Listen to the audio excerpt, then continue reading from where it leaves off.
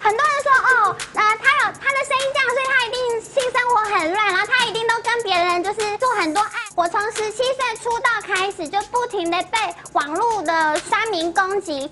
很多人说我的声音很淫荡，我的声音很淫荡，这是个人感官问题，我要检讨什么？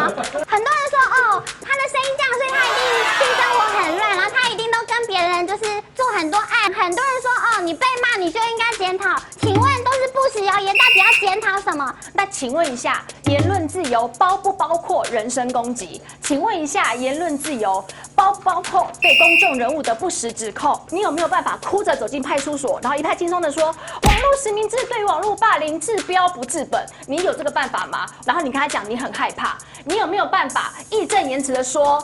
实名制侵犯了那位黑粉的个人隐私，你身边的朋友，或是你本人，或是你以后的小孩被网络霸凌，说你有，然后导致你没有工作，你可以接受吗？如果今天是你的小朋友呢？你的小朋友被言论攻击，你今天还有办法站在那边说哦，我们不要网络实名制，我们侵犯了言论自由，你有办法讲出这样子的话吗？如果当今天那个看到留言说哦，你是一个性生活很乱、很淫荡的女生，一个男生，请问你作何感想？他们有言论自由的权利，对，没错，但是不代表你可以在网络上言语的霸凌别人，你们就是在霸凌别人的一些酸民。因为有一天受害者可能也是你。那个警察贝贝看到他说。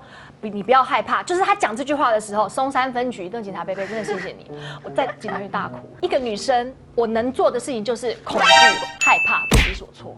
那如果你是我呢？他那时候是用我的照片用黑白遗照流血，然后就是里面有1000多个人，每天都说他怎么不去死。然后那段时间我也被问过，怎么不去死？对，然后那段时间你不会看到说你棒的人，你只会看到那1000个说你怎么不去死。然后我那阵子就觉得我是不是去死，我就可以你才去，全家去。阿乐，你自己有没有被？有，你也有。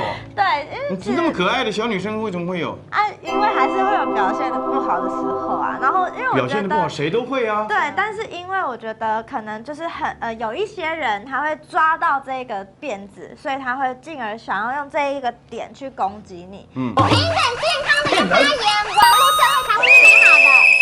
好，谢谢。你有话想说却苦无发声的管道吗？你对事情有不同的见解却无人倾诉吗？